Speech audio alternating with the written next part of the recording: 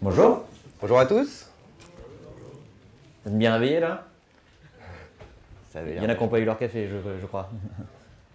Ah, ça, c'est à partir de 8h30, il fallait arriver à l'heure.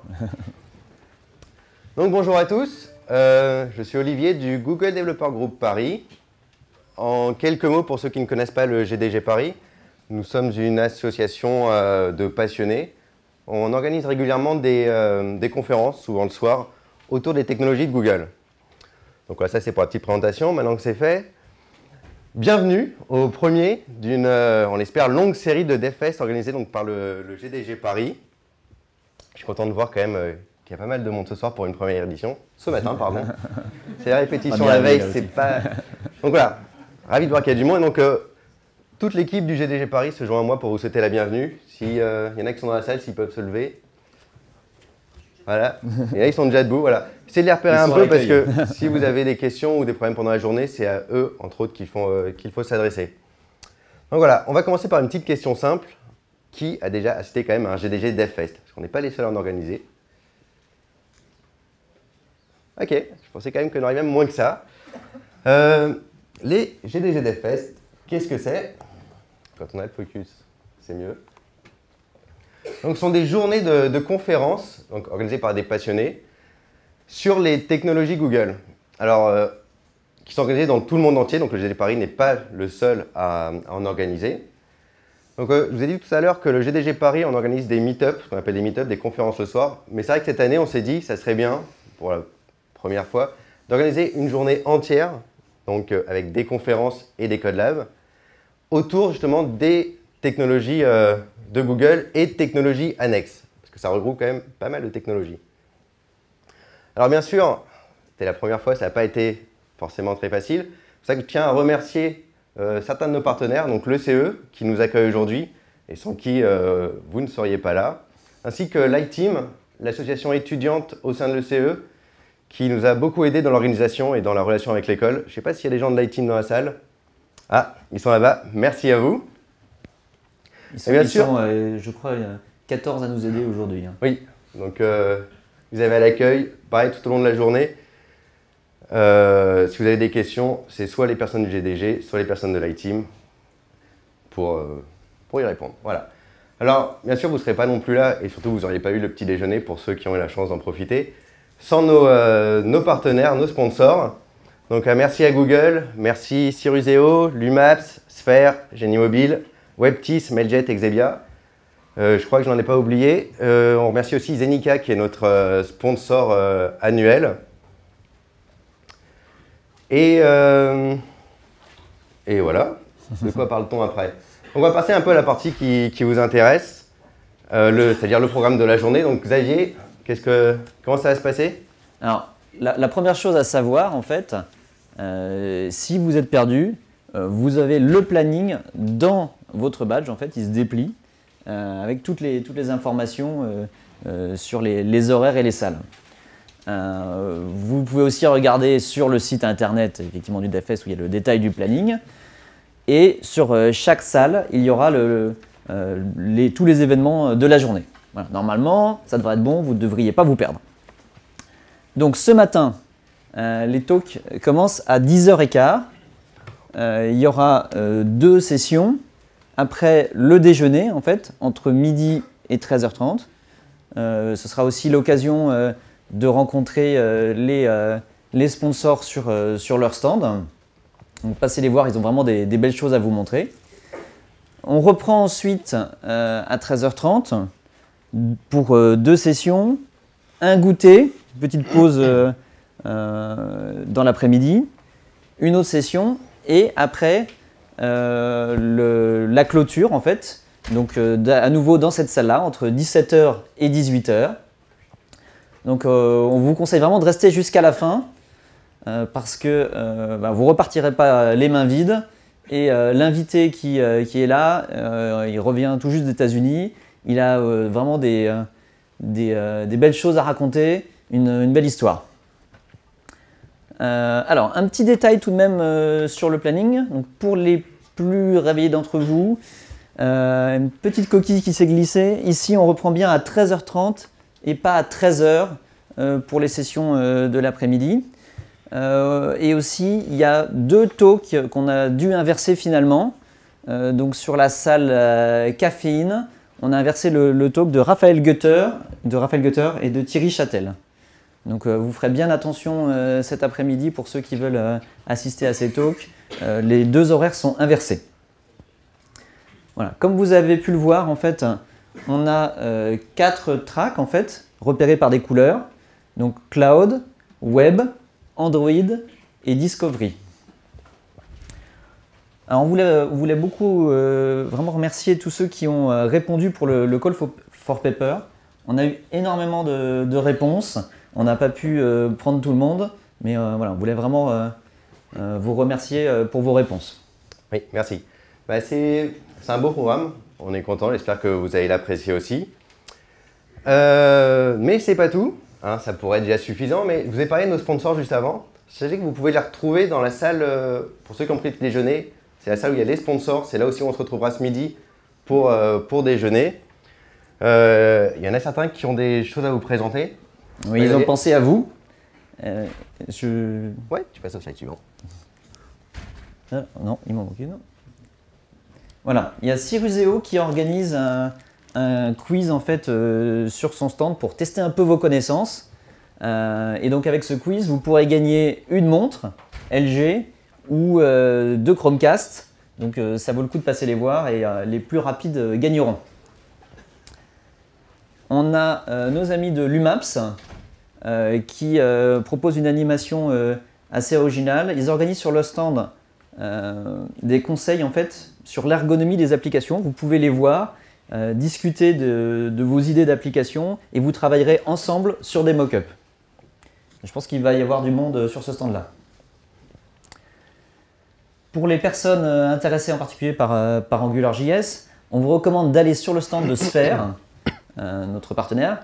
Ils présenteront la Sphere School et vous pourrez vous inscrire gratuitement pour participer à la formation Angular 200 et vous allez pouvoir passer votre certification avec ça. Voilà. Personnellement, j'ai passé la certification. Je vous recommande au moins d'aller faire un tour pour qu'ils vous en parlent. Allez voir aussi les autres sponsors. Il y en a certains qui ont des petits cadeaux pour vous aussi. Et n'oubliez pas, pour ceux qui resteront jusqu'à la fin, on a donc un invité qui viendra nous parler de son projet chez Google à 17 h. Il n'est pas venu les mains vides. Je ne vous en dirai pas plus, mais c'est de rester jusqu'à la fin. C'est ça. Maintenant, j'ai Alexis, là, qui est relation développeur chez Google, qui va nous parler un petit peu des qualités des applications. Et moi, je vous retrouve juste après. C'est bon ?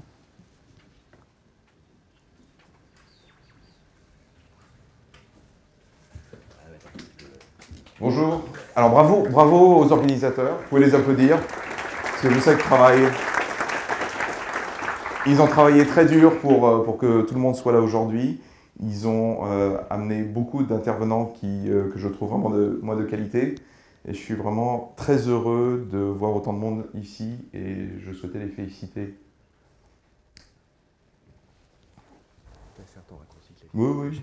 Ah, pour cacher le haut. Ouais, hop. Full screen. Alors, on va revenir là. Donc, bienvenue à ce premier DevFest Paris, non? C'est bon. Organisé, en fait, c'est probablement le premier DevFest dans le monde en 2015. On vous l'a dit, il y en a un petit peu partout et d'habitude, les DevFest sont plutôt lieu en deuxième partie d'année. Là, on est probablement les premiers dans le monde à en faire. Par contre, je voudrais rectifier une petite information. Ce n'est pas tout à fait le premier DevFest qui est fait à Paris. En effet, mon collègue Martin, je ne sais pas où est Martin, il est par là, en a organisé un en, c'était quoi, octobre 2011. Et moi, ça m'a beaucoup marqué parce qu'à l'époque, je passais mes entretiens chez Google.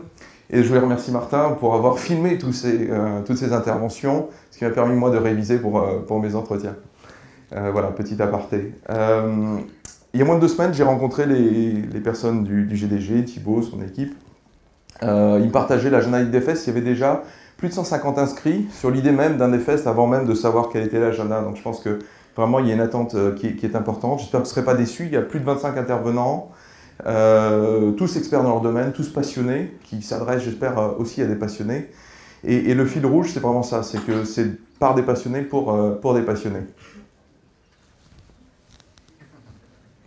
Alors passionné, qu'est-ce que ça veut dire? Globalement, ça veut dire qu'on est des geeks, hein, on est plus ou moins fiers de l'être, mais je pense qu'on est probablement tous des geeks. Qu'on aime ce qui est nouveau, ce qui brille, les nouvelles technos, tout ça. On aime notre métier de développeur, j'espère. J'espère qu'on partage ça. Et donc oui, toutes ces technos dont on va parler aujourd'hui, ça sera pour satisfaire ces besoins de regarder ce qui est nouveau, ce qui brille, ce qui permettra d'améliorer votre quotidien de développeur. Mais aussi l'important, c'est de ne pas perdre de vue quelque chose, à mon avis, qui est fondamental, c'est de produire des applications de qualité. Donc j'ai décidé aujourd'hui de vous parler de la qualité de vos applications. C'est un sujet important et je pense qu'on a un certain nombre de choses chez Google qui vous poussent à effectivement fournir des applications de qualité qui vont vous aider aussi. Alors, vous l'avez peut-être vu dans mon titre, je suis Programme Manager. Alors, difficile à décrire exactement ce que je fais chez Google, mais typiquement, ce que je ne suis pas, c'est quelqu'un qui est dans une équipe ni marketing ni commercial, je ne suis pas recruteur, je ne suis pas là pour parler à la presse. Je fais partie d'une équipe globale avec mon collègue Martin qui est une équipe d'engineering. J'ai plutôt un passé ou un passif, diront certains, Java. Et j'ai du mal à cacher ma passion pour le cloud. Mais venons-en à nos applications et regardons les choses en face. Des applications mauvaises, de mauvaise qualité, ça se voit. Et ça se voit comment? En allant par exemple faire un petit tour sur le Play Store. Il suffit de collecter, passer quelques minutes et vous allez trouver des trucs assez fleuris, applications pourries, inutilisables. Après des mois, enfin, ça se charge, mais mauvaise visibilité. Marche pas sur Galaxy Note 3. Alors bon, il y a peut-être des téléphones un peu exotiques sur lesquels ça marche pas, mais sur ce genre de téléphone, c'est un petit peu dommage. Il y a peut-être un développeur qui n'a pas fait son boulot. Ne marche pas. Dans ce cas, on retire le produit, même s'il est gratuit. Bon, c'est un peu violent, mais... Donc, c'est des choses qui se voient. Hein. C'est difficile de planquer une mauvaise qualité. Et c'est dommage parce qu'on peut avoir une bonne idée et gâcher ça par une mise en œuvre technique, une mauvaise implémentation. Et ce n'est pas les exemples qui manquent, y compris sur le Play Store, où globalement, vous le savez, il n'y a pas de filtre particulier. On peut y mettre des choses qui sont particulièrement mal développées. Vous noterez que la plupart de ces reviews sont signées, il n'y a pas ou peu d'anonymat. Donc imaginez tous ceux qui pensent des choses mais qui n'ont pas voulu le faire parce qu'ils savaient que derrière, il y aurait leur nom qui était attaché à ces commentaires. Et une bonne application n'est jamais parfaite. Et je pense qu'il est fondamental de continuer à écouter ces développeurs et à leur répondre, chose que typiquement tout ceci, au passage, c'est une seule et même application, chose que le développeur de cette application ne fait pas, quand on parle en tout cas d'applications mobiles. Donc écouter ces développeurs, Google, notamment à travers le Play Store, vous permet de les écouter, mais aussi de leur répondre. Et ça me paraît quelque chose de très très important.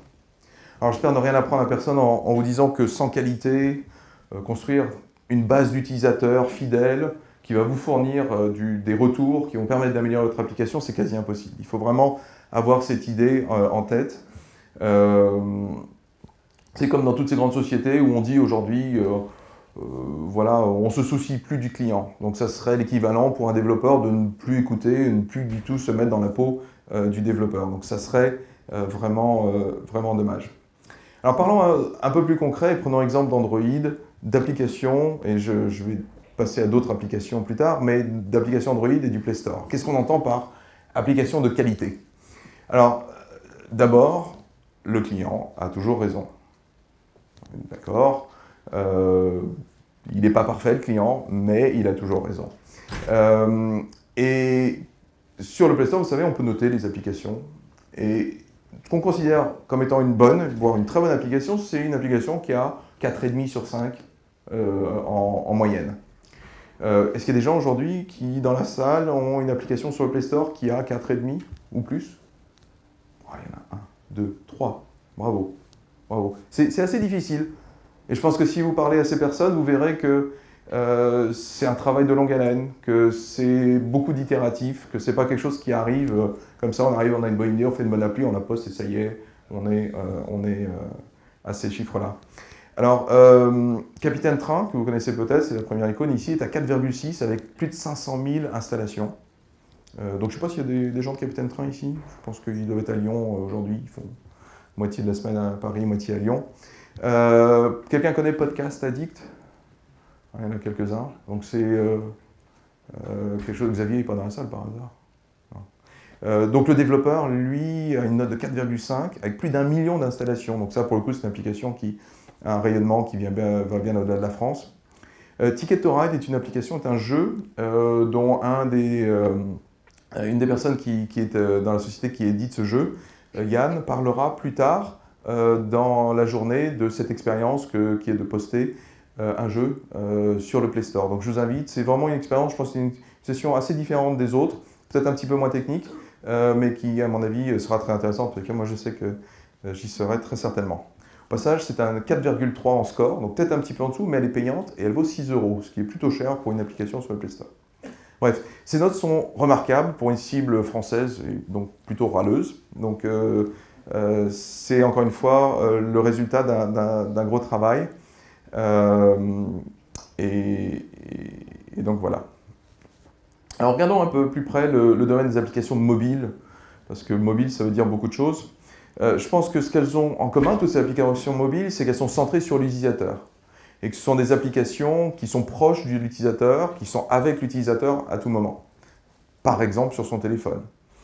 Et un téléphone, on a un écran qui est donc proche de l'utilisateur, avec une taille plutôt petite, on va dire, par rapport à ce qu'on va voir derrière, même si aujourd'hui on a des téléphones de plus en plus grands. Une haute densité de pixels, un appareil qui est plutôt utilisé en déplacement, et bien entendu une interaction utilisateur basée sur le touch, donc du toucher avec le doigt. Une tablette, c'est un écran qui est toujours proche de l'utilisateur, qui est un peu plus grand, avec une densité encore plus élevée de pixels. C'est un appareil qui est utilisé en déplacement ou dans le canapé, dans le salon, c'est souvent l'ordinateur de salon, et on est toujours sur une interface de type touch. Un laptop, et on en a encore tous beaucoup, hein, ils sont loin d'avoir disparu, c'est un écran toujours proche, une taille, on va dire, moyenne, hein, quand même un peu plus grande que ce qu'on a sur les téléphones. Comme une tablette, il a une densité assez haute de pixels. Là, par contre, en termes d'interaction avec l'utilisateur, c'est une combinaison de clavier, de souris, et pour certains, même de touch sur l'écran.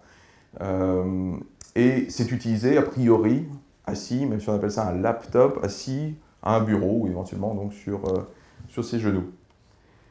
Avec une télévision, les choses changent.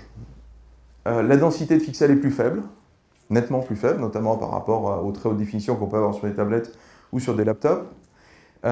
C'est distant par rapport à l'utilisateur, on regarde rarement une télévision à 1 mètre de distance, on est à probablement plusieurs mètres. L'écran est bien sûr très très large, ça s'utilise a priori plutôt dans un canapé.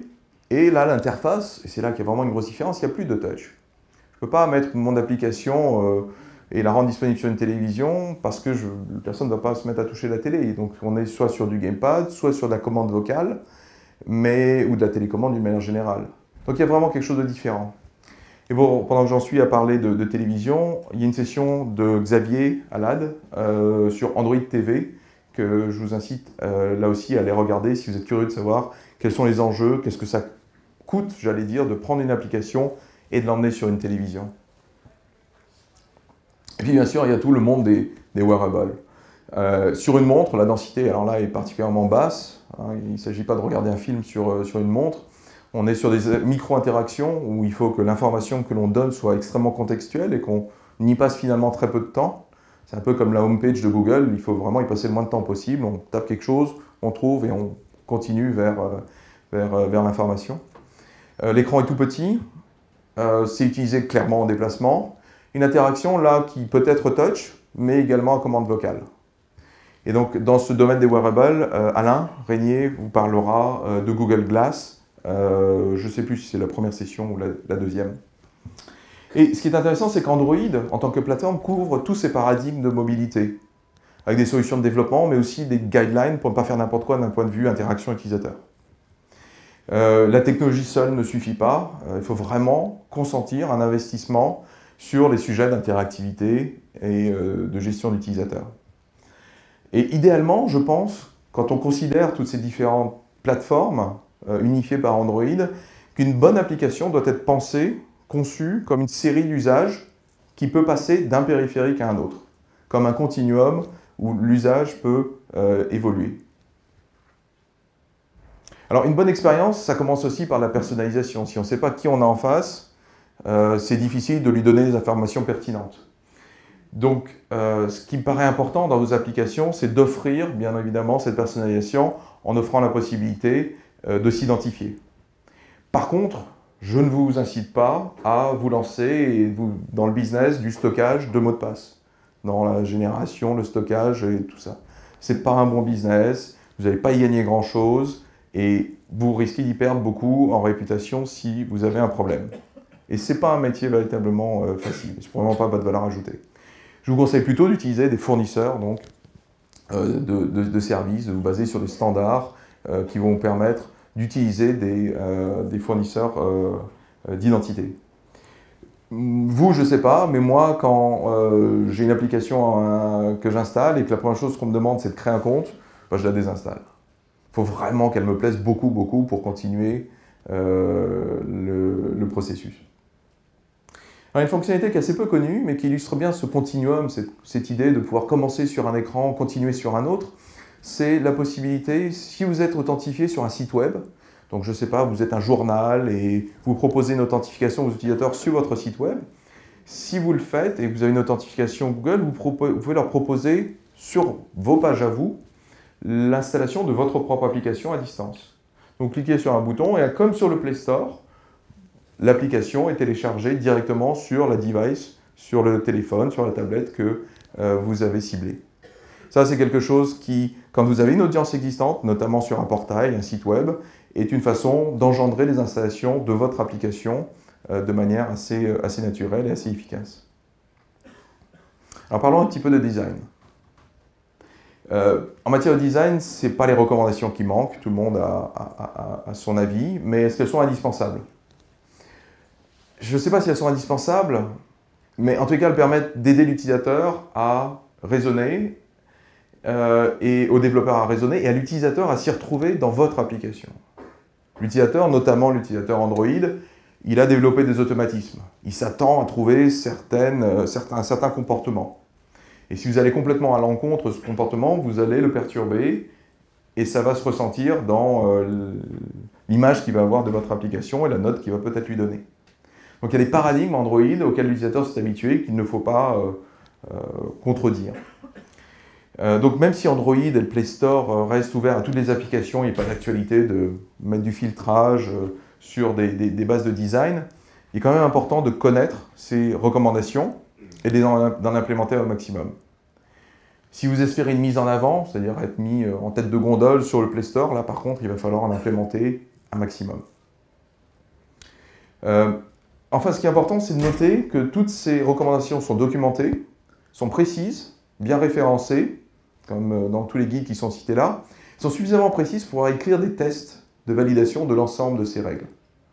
Et ça, c'est quelque chose qui est important, c'est quelque chose qui vous permet, dans votre développement, dans la durée, d'intégrer ça à des tests d'intégration continue, par exemple. Alors, parlons un petit peu de Material Design. Qui a entendu parler de Material Design? Pas tout le monde. Donc, c'est peut-être important quand même que je vous dise que le Material Design, c'est un langage visuel qui utilise une métaphore de matériel, de toucher, de surface, de profondeur. C'est quelque chose qui a été lancé avec Android Lollipop, donc annoncé à Google I/O et disponible avec Lollipop depuis la fin de l'année dernière, donc 2014. Pourquoi c'est important? Principalement parce que Material Design fournit un socle, le socle d'une solution d'interaction utilisateur. Il ne vous fournit pas tout, il ne vous impose pas tout, sans quoi toutes les applications se ressembleraient, on ne pourrait pas leur donner de branding, on ne pourrait pas innover. Mais pour autant, il y a quand même une base suffisante qui vous permet de fonctionner, et c'est ça qui est important aussi, sur tous les périphériques dont j'ai parlé tout à l'heure, les téléphones, les tablettes, les montres et ainsi de suite. Donc c'est un langage graphique qui se décline avec toutes ces tailles d'écran. Ce qui est aussi important, c'est que ça va au-delà d'Android. Jusqu'à présent, j'ai parlé uniquement d'Android, mais on va voir que les métaphores utilisées s'appliquent également au web. Et là aussi, c'est quelque chose qui est assez nouveau, d'avoir les mêmes paradigmes qui s'appliquent au mobile et au web, et d'être capable de proposer à l'utilisateur, là aussi, un continuum en termes d'interaction utilisateur. La métaphore utilisée ici sous-entend qu'on a affaire à quelque chose de physique, que le toucher est basé par exemple sur du papier, qu'on parle d'encre, que l'on a une notion de profondeur. Et typiquement, on incite les développeurs ou les designers à travailler avec peut-être du carton, avec différentes couleurs, et à composer physiquement avec du papier ou du carton l'interface telle qu'elle pourrait s'afficher et telle qu'elle pourrait évoluer sous forme de petites animations subtiles mais utiles. Material Design encourage l'utilisation de couleurs relativement vives, contrastées, des images plutôt sans bordure, c'est pas la peine de faire la bordure de l'image qui elle-même est dans la bordure du conteneur et ainsi de suite, donc épurée au maximum, utiliser plutôt des typographies larges, et l'objectif c'est pas seulement d'être joli, d'être plaisant à l'œil, mais c'est aussi de créer, de donner une signification à cette interface. Alors en tant que développeur, c'est peut-être des vocabulaires et un discours un petit peu difficile à avoir, mais je pense qu'il est quand même très accessible avec Material Design pour avoir ce vocabulaire commun avec des designers si vous parlez donc, et vous avez dans votre équipe des designers.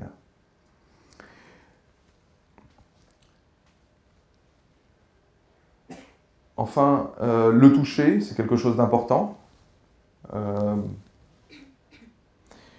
C'est le mode d'interaction. Et les animations doivent être justes, vraiment à propos, au bon moment. C'est pas comme on faisait peut-être il y a quelques années quand on a découvert PowerPoint, les animations, voire les bruitages sonores. On a tous utilisé ça, on a tous dit c'est super. Puis très vite, on a vu à quel point c'était pénible pour nous et pour les gens qui nous écoutaient. Donc même chose, ne pas abuser de cette transition, mais là, il y a des choses qui vous aident pour justement trouver quelque chose qui soit utile et qui aide l'utilisateur à comprendre ce qui se passe dans l'interface et qui le guide vers l'étape suivante. Donc il y a plusieurs personnes de l'UMIX qui sont là aujourd'hui, qui est un sponsor, et il y a une présentation de Mathias tout à l'heure, dédiée à Material Design. Donc je vous renvoie vers cette session si vous voulez en savoir un peu plus. Et le but, c'est pas de faire beau, hein, et comme disait, ou comme dirait Spinoza, on ne désire pas les choses parce qu'elles sont belles, mais c'est parce qu'on les désire, au contraire, qu'elles sont belles. Donc à méditer. Le toucher, je vous l'ai dit, c'est le mode d'interaction principal, c'est important. Le mouvement, encore une fois, ne pas en abuser. Voilà quelques exemples de choses que l'on fait, où on présente aux utilisateurs l'interface et probablement on les guide vers la prochaine action.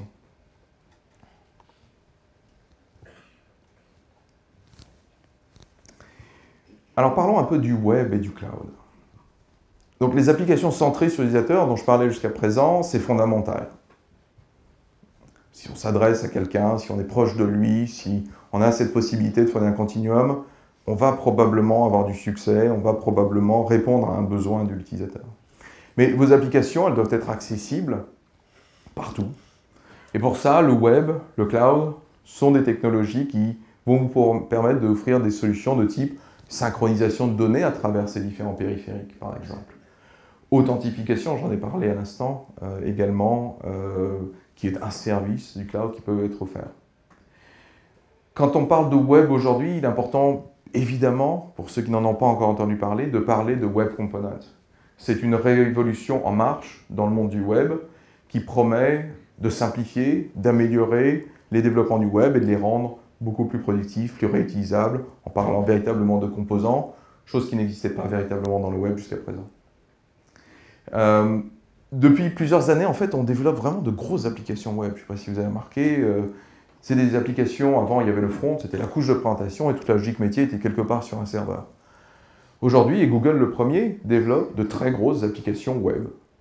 Et ça vient avec un certain nombre de challenges, hein, de maintenabilité de code, de compétences d'équipes de développement sur ces technologies-là. Et d'une manière générale, en informatique, l'encapsulation, la réutilisation, tout ça, c'est des qualités qui sont nécessaires au développement de ce genre d'application. Alors, pendant longtemps, la meilleure réponse, à mon sens, et ça engage essentiellement moi, pour développer ces applications web conséquentes, c'était la seule solution viable, c'était GWT. Parce que, en fait, on écrivait en Java, et l'écosystème Java fournit des outils, une infrastructure, un écosystème, des compétences qui font qu'on est capable de gérer cette complexité et cette maintenabilité, et garantir cette maintenabilité. Pour ceux qui ont mis éventuellement GWT de côté, qui sont peut-être passés à autre chose, je vous invite à assister à la session de Patrice, que j'ai vue là-bas, et d'Angelo sur GWT. Il y a une conférence GWT qui vient de se terminer, dans laquelle il y a eu beaucoup d'annonces. GWT évolue, et c'est peut-être quelque chose qui va vous surprendre et que vous allez utiliser dans le futur. Alors en même temps, sur le même slide, j'ai mis Dart. Alors Dart, c'est une autre approche. C'est un objectif d'apporter la structuration web avec du typage optionnel. Donc si on veut typer les objets, on peut le faire. Et il y a des moments où c'est ça qui va vous sauver, c'est ça qui va vous fournir la lisibilité et la maintenabilité de votre application. Et de le faire avec un langage qui était pensé pour le web dès le début. C'est une autre approche, mais avec le même but. Et là, on a un code lab de Guillaume et Nicolas, que je vois là-bas, sur Dart, qui, pour ceux qui en ont entendu parler, qui n'ont peut-être pas eu le temps de manipuler ou qui veulent s'y frotter un petit peu plus, vous pourrez le faire dans ce code lab. Enfin, AngularJS, il a un succès incroyable. Il y a 2 ans, personne n'en avait entendu parler. Et lui, par contre, c'est encore une autre approche, où là, on assume complètement JavaScript, même si on peut le marier à Dart. Et par contre, on va fournir des fonctionnalités du genre du binding bidirectionnel qui, quand la première fois qu'on l'utilise, me paraît magique. On me dit c'est formidable, je ne pensais pas que ça pouvait être aussi simple. Mais Angular est aussi un virage, un tournant intéressant. Il y a les web components qui arrivent comme standard. Quel que soit le succès qu'a eu Angular, Angular ne peut pas se permettre d'ignorer ce standard qui arrive. Et à ce titre-là, il y a une version 2.0 d'Angular qui est prévue, qui est un changement assez important par rapport à ce qu'on a aujourd'hui. Et Thierry vous parlera, lui, dans sa session d'Angular et de son évolution. Je pense que c'est là aussi une session très intéressante pour qui a déjà fait de l'Angular. Et donc, ce qui est important pour nous, globalement, c'est d'améliorer le web, l'expérience sur le web pour les utilisateurs et pour les développeurs. Peu importe la technique, à la limite, on préfère avoir plusieurs chevaux dans la même course, et puis après, on verra qui gagne. Et puis, les développeurs ne se ressemblent pas tous, les besoins ne sont pas tous similaires. Quand on parle du web, on parle de web component. Aujourd'hui, en 2015, le web component, c'est un sujet fondamental. Mais c'est un standard, en fait, c'est même pas un standard, c'est une somme de standards qui sont à des niveaux d'implémentation, de maturité et d'implémentation dans les navigateurs différentes. Et donc, le meilleur moyen, c'est probablement d'utiliser un framework qui implémente ces standards et qui vient combler les trous là où il y a encore des gaps par rapport à l'implémentation dans les différents navigateurs. C'est ce que fait Polymer. Polymer, c'est ce framework qui va vous permettre de vous lancer dans les web components très rapidement. Martin et Cyril vous proposent une introduction à Polymer, mais également aux web components pour en savoir un petit peu plus par rapport à où on va en 2015 et au-delà, et ce que Polymer est capable de faire aujourd'hui. C'est a priori quand même quelque chose de récent, mais il y a quand même des gens, j'ai vu Sylvain ici, et Étienne qui vont vous parler de mise en production de Polymer. Donc c'est récent, mais on peut peut-être quand même arriver à faire des choses qui n'est pas juste du prototypage. Donc allez donc écouter Sylvain et Étienne si vous êtes intéressés par rapport à cette expérience. Et bon, et finalement GWT, Dart, Angular, Polymer, les web components, tout ça c'est des approches parfois un peu différentes, voire très différentes même quand on parle de développer avec un langage, d'en générer un autre. Mais encore une fois, le but, c'est d'améliorer le web pour l'utilisateur et pour le développeur, peu importe la technologie, que le meilleur gagne. Ça, c'est un petit exemple de code pour vous montrer un petit peu à quoi peuvent ressembler des composants. En tant qu'utilisateur, si les composants existent, on parle de balises. On est véritablement dans le monde du web où on a des balises, des attributs, des choses qui sont faciles à utiliser, on va dire. La bonne nouvelle, c'est que quand on parle de Polymer, il y a un certain nombre de composants qui y viennent déjà et qui implémentent Material Design dont je vous ai parlé tout à l'heure. Donc des composants, comme vous les voyez ici, qui pourraient ressembler à des composants Android et qui sont en fait des composants web que vous pouvez utiliser dans vos pages web et qui vont reprendre le même paradigme visuel et d'interaction utilisateur que Material Design. Bon, si on prend un peu de recul par rapport à toutes ces technos, c'est génial d'être un développeur de nos jours. On a une puissance de calcul, on a une puissance des outils, des technologies incroyable. On peut mobiliser pour des coûts extrêmement faibles des ressources quasi illimitées. Google, par exemple, depuis 15 ans, construit des data centers et vous propose d'utiliser les ressources, les mêmes ressources qui sont utilisées pour du web, pour Gmail, pour YouTube, pour une recherche, pour vos applications. Et donc, quand je dis coût réduit, on va vous proposer jusqu'à 28 heures par instance par jour sur App Engine de manière totalement gratuite. On va, pour 5 € par mois, avoir une machine virtuelle en ligne en permanence, hébergée chez Google, connectée sur le réseau Google. 2 centimes le gigaoctet. Enfin bon, on est sur des prix qui vont continuer à baisser en plus. Donc vraiment, c'est une époque formidable pour, quand on est développeur. Maintenant, les back-ends, il faut en écrire. On n'a pas trop le choix. Quand on développe une appli mobile, c'est difficile de ne pas avoir une synchronisation, au moins des données. Et là, il y a un petit nouveau qui est arrivé chez Google qui s'appelle Firebase, qui est vraiment une technologie un peu magique, dont on ne parlera pas aujourd'hui, mais il y a une session le 26 mars organisée par le GDG Paris, où il sera cette fois-ci complètement question de Firebase, avec des ingénieurs de Firebase qui seront là. Et là, il est question de ne même pas écrire son back-end.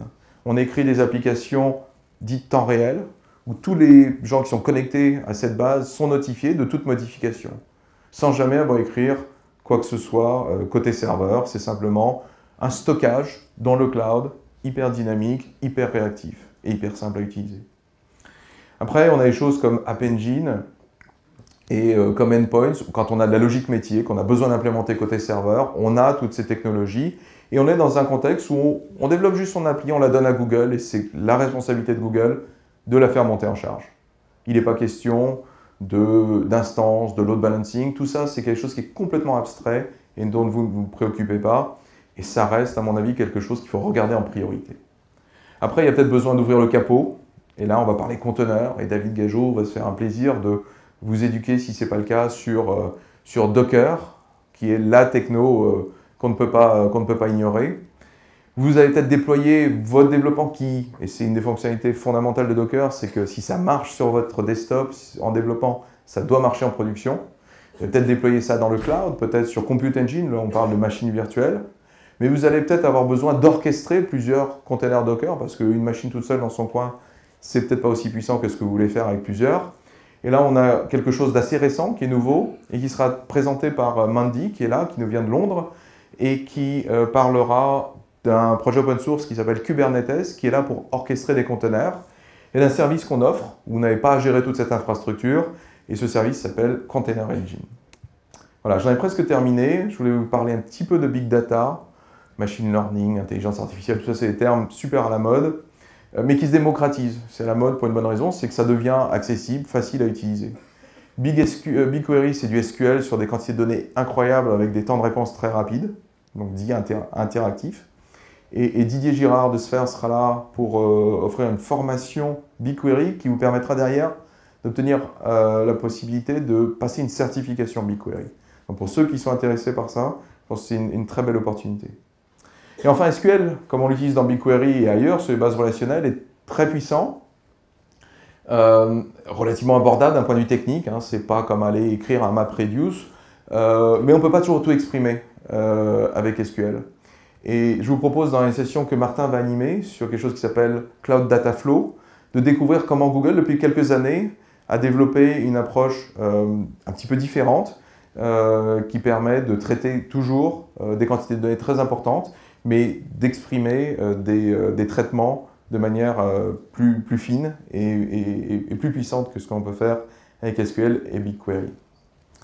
Voilà, donc ça c'était BigQuery et le fameux Dataflow.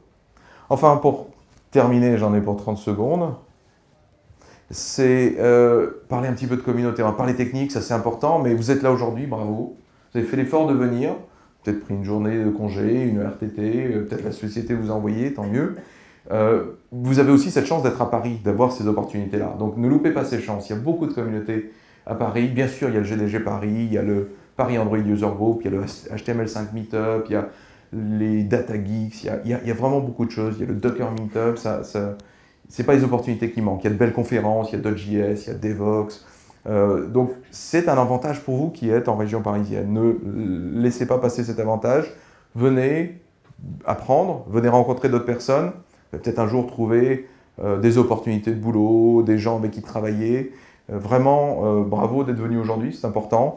Mais je pense que vous avez moyen de faire des choses pour que ça soit le DevFest un peu tous les jours, en allant au GDG Paris, en allant à différents événements, retransmission de Google I.O. Ce n'est pas les opportunités qui manquent. Et puis, pour que ça soit vraiment le DevFest tous les jours, on a des sites, des vidéos pour satisfaire votre curiosité. Donc profitez de cette journée, approfondissez vos connaissances, découvrez de nouvelles choses, sortez un peu de votre zone de confort. Le but, c'est pas d'aller entendre parler pour la énième fois de quelque chose que vous connaissez déjà. C'est vraiment une chance en France et à Paris d'avoir une conférence avec cette qualité et ses sponsors. Et être développeur en 2015, à mon avis, vraiment, c'est là aussi, vous avez cette chance de pouvoir changer le monde, de faire des choses importantes, révolutionnaires peut-être même. Alors ne me décevez pas et passez une très bonne journée. Merci. Merci beaucoup Alexis. Alors pour ceux qui n'avaient pas conscience, maintenant vous savez que vous pouvez changer le monde. C'est bien. On a juste deux, trois petites choses à vous dire avant de vous laisser partir si je m'en sors. Attendez. Ça a l'air simple mais... J'y arrive, hein.